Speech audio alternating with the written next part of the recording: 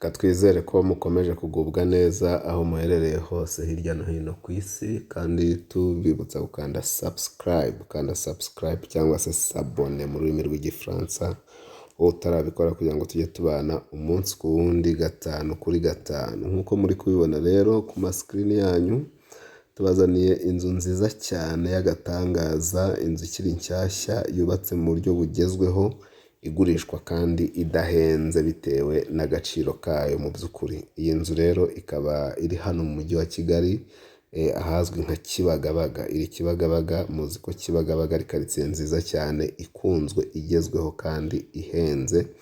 Iyi nzu rero akaba ari inzu ya etaje ifite na kave, inzu mbese y'akataraboneka, iri ahantu heza cyane kabisa kabisa. Iyi nzu ikaba yubatse mu buryo buri moderne cyangwa se uburyo bugezweho, kuko yujuje ibyangombwa byose nkenerwa.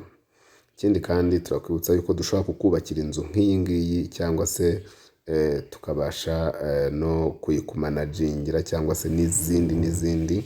Mbese wowe waba ufite inzu ukeneye abantu bayikodesha, cyangwa se ukeneye kugira ngo bayigucungire, bajye bagufasha kwishyuza ndetse no gukurikirana ibijyanye n'umutekano wayo n'ibindi, wagana Nzuri Business Group Limited tukagufasha mu byo twise property management. Iyi nzu rero tubibutse yuko iri Kibagabaga, ahantu heza cyane, ni munsi y'urwibutso utagiye kure cyane. Ikaba ifite ibyumba 5 binini byiza cyane byo kuryamamo, aho buri cyumba cyose gifite bariko cyangwa se ibaraza ryacyo, ndetse buri cyumba kikagiramo dushe na toilette.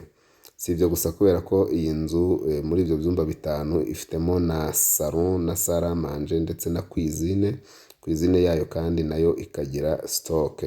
Ntabwo ari ibyo gusa, kubera ko chambre principale y'iyi nzu ifite n'icyo twita rooftop, cyangwa se hari hejuru y'inzu hameneye, aho ushobora kwakirira abashyitsi, cyangwa se ukaba wahategurira n'ibindi ibirori byose wifuza.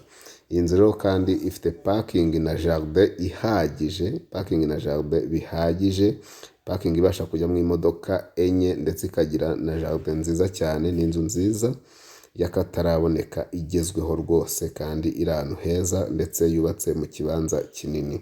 Tutabicishije amatsiko rero, mu gihe muri kureba iyi nzu, twababwira igiciro cyayo. Twabwira yuko iyi nzu ishaka miliyoni 250 z'amanyarwanda, ariko ziri negosiyabule. miliyoni 250 ziganirwaho, iyi nzu wayegukana ikaba iyawe. Ni karibu cyane rero muri Nzuri, umukiriya ni umwami. Duhamagare kuri 0788 cyangwa se 0781 komeza ukande subscribe wowe utarabikora, kugira ngo tujye tubana umunsi ku wundi, gatanu kuri gatanu. Turabakunda cyane.